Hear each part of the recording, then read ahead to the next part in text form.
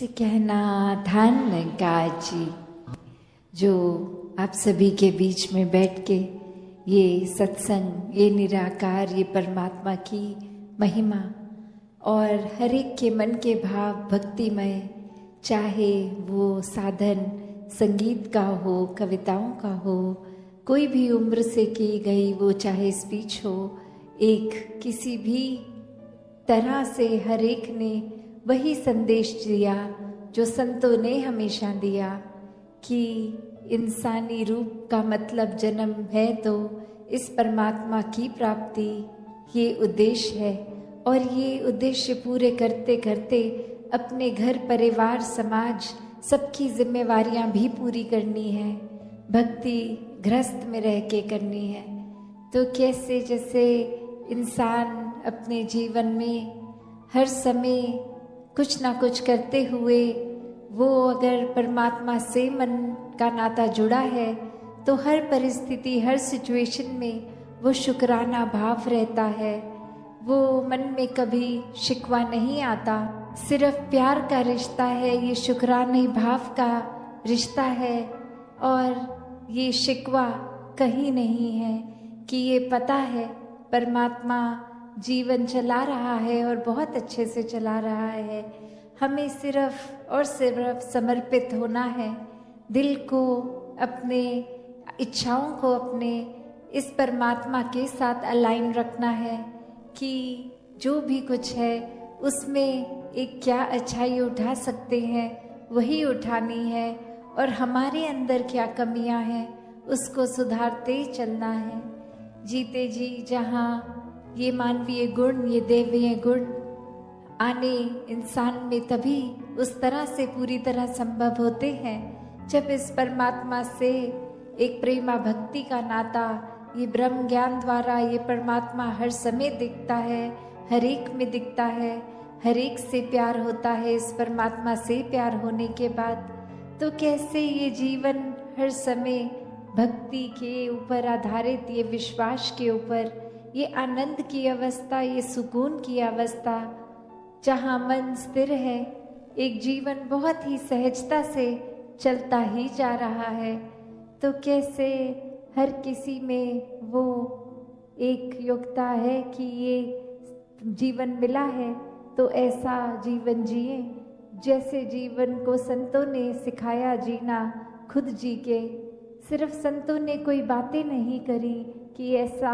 जीवन जियो, ऐसी भक्ति करो, इस तरह परमात्मा में अपने हर पल के एहसास को बनाओ। नहीं, भक्तों ने खुद जिया है और फिर ये संदेश चाहे किसी भी रूप में दिया हो, वो संदेश यही है कि जीवन में ये प्रायोरिटी, ये प्राथमिकता जब तक परमात्मा है तब तक ही जीवन सफल जीवन है। वरना तो दुनिया के उतार चढ़ाव, ये माया रूप, आज कैसा रूप है कल कैसा है, बदलता है, कुछ आज है कल नहीं है। और कैसे हर चीज ये जो बदलती रहती है, ये पूरे संसार ब्रह्मांड में सिर्फ एक ही स्थिर चीज़ है और वो परमात्मा की बात है कि ये परमात्मा जो हम हर समय अंग संग देख सकते हैं, एक ब्रह्म ज्ञान की दृष्टि से, निराकार से जब ये रूबरू रिश्ता बनता है तो हर समय का वास ये निराकार का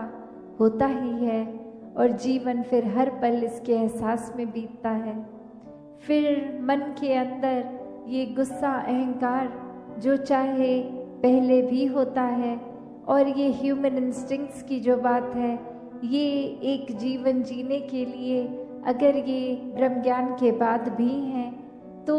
फर्क बस यही होता है कि पहले ये सब बुरी चीज़ों के वश में हम हैं, अब एक कंट्रोल की बात कि अब हमारे वश में ये सब, चाहे वो क्रोध हो, चाहे वो और कोई बुरी आदत हो। तो कैसे एक कहानी में भी यही बात कि एक इंसान जो सोने का काम जानता था, गोल्डस्मिथ, अपनी दुकान से निर्धारित समय जाता था, आता था, और वहीं कुछ लोग जिनकी नीयत चोरी करने की, उन्होंने एक दिन 2 दिन ऑब्जर्व किया कि क्या रूटीन रहती है इस इंसान की, और अब आकर फिर उस रूप में कि पता लगा कि ये आज एक बहुत बड़ी सोने की ईंट अपनी दुकान से दुकान को लॉक करने के टाइम लेगा और जाएगा, और रास्ते में हम वो चुरा सकेंगे। तो वो सब पूरा प्लान करके जब वो ये देखते हैं कि वो इंसान पैदल ही जा रहा है और वो ईंट हाथ में ही उठाए हुए है, और अब वो एक तरकीब सोचने की कोशिश करते हैं चोर कि क्या करें। उनमें से एक कहता है कि कुछ समय से मैं जाके ऑब्जर्व कर रहा हूँ, इस इंसान को क्रोध बहुत आता है, तो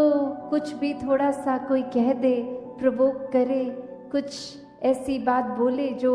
दिल को कठोर की तरह लगती है, एक दिल को दर्द देती है, तो उसी समय ये इंसान क्रोधित हो जाता है। तो इसको क्रोधित कर देते हैं, शायद कोई तरीका मिले उससे फिर वो ईंट लेने का। और वहीं एक एक करके कोई उसको आके कोई बात बोलता है, कोई कुछ बोलता है, कोई किसी तरह फिर उसके ऊपर कुछ पानी उड़ेल देता है, कोई उसके पैर पे कुछ सामान जोर से पटक देता है, कोई अलग अलग तरीक़ों से उसको क्रोध देने की कोशिश। और वहीं वो अपनी आदत से मजबूर इंसान एक थोड़ा सा भी एक स्टिमुलस मिलते ही वो क्रोधित भी हुआ, और फिर किसी तरह पहले तो कम क्रोध में सिर्फ कठोर वचन बोले, फिर करते करते जब अंत में वो अपने आप को संभाल नहीं पाया तो उसको हुआ कि मैं कोई चीज़ से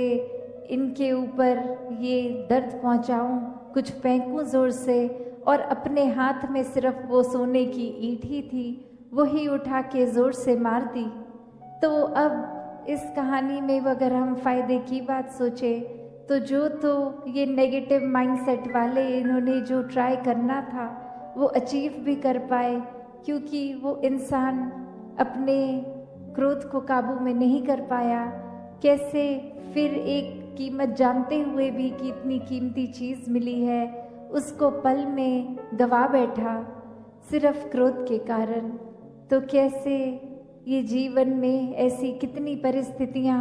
हमारे भी आती हैं कि क्या किस समय एक पेशेंस चाहिए, एक अपने मन को विशाल करना है कि कोई कुछ कह रहा है, कर रहा है, वो इग्नोर करना है कि कोई बात नहीं, उसने अगर कर दिया, मैंने अपने ऊपर असर बुरा नहीं लेना। एक जैसे बोलते हैं कि एक चाल अपनी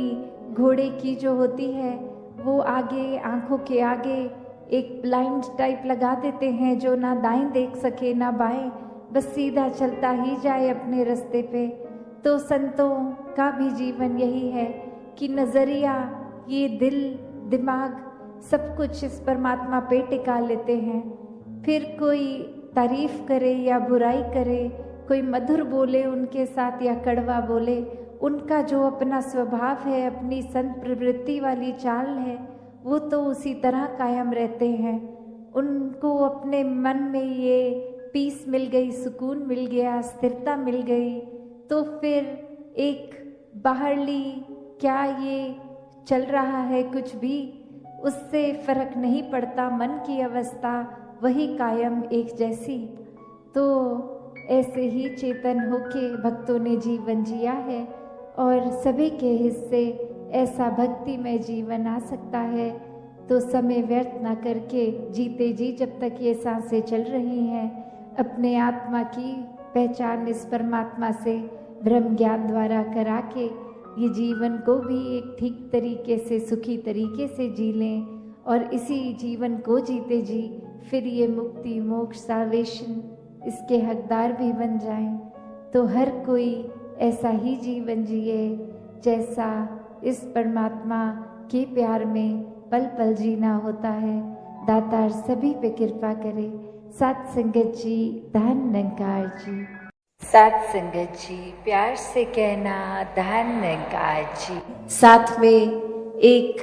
प्रभाव समाज पे भी इस तरह रहे भक्तों का शुरू से ही कि अपना भी कल्याण है, औरों का भी कल्याण है। कोई भी काम भक्त किसी भी समय एक सेल्फिश होके सिर्फ अपने लिए नहीं करते। भक्तों को तो यही मन में होता है कि हर एक के दिल में ठंडक पहुँचे, हर एक के दिल में एक आराम हो, हर किसी के लिए एक भाव शुद्ध, हर एक कोई परमात्मा का ही रूप तो बहुत ही पूजनीय। किसी को भी भक्तों ने कभी चोट नहीं पहुंचाई और हमेशा भाव मन के ऐसे ही रहे कि अगर किसी को किसी तरह का दुख तकलीफ है भी तो कैसे वो दूर की जाए। और सबसे बड़ा जो परोपकार भक्तों का रहता है वो यही रहता है कि परमात्मा हमारे जीवन में आया है, हर एक के जीवन में आए। जो अभी तक इस परमात्मा को देखे नहीं है, जिन्होंने अभी तक ब्रह्म ज्ञान नहीं लिया, वो भी कैसे अपने जीवन में एक रोशनी हर समय की ला सकते हैं। क्योंकि ये टेम्पररी अगर हम बात करते हैं तो कोई भी चीज़ हमें कुछ देर के लिए, अगर अभी डे टाइम है तो कुछ घंटों बाद अंधेरा हो जाएगा, नाइट हो जाएगी। तो ये रोशनी इस तरह तो दिख रहा है अभी सब कुछ, पर ये हमेशा की नहीं है। पर जो परमात्मा है ये सच है, ये ट्रूथ है, ये ओमनी प्रेजेंट, ये निराकार, ये हर समय की सच्चाई है, हर समय की रोशनी है। भक्तों ने यही समझाया है कि जितना ज़्यादा इस परमात्मा के साथ मन को जोड़ेंगे, इसके एहसास में रहेंगे, हर काम में इसको शामिल करेंगे, तो फिर एक ये मन डामाडोल नहीं होता, मन में कोई उदासी कोई खुशी के भाव अपना प्रभाव असर नहीं छोड़ते। क्योंकि प्राथमिकता इस मन ने परमात्मा को बना लिया है। और फिर ये प्रायोरिटी बेस जब इस परमात्मा को ही हर समय दिमाग में दिल में रखते हैं तो बाकी चीज़ों का असर उस तरह नहीं होता कि कोई अगर बिजनेस में नुकसान है तो एक डिप्रेशन की ओर मन जा रहा है, या फिर कुछ इतनी उपलब्धि मिल गई, अचीवमेंट मिल गई कि इतनी खुशी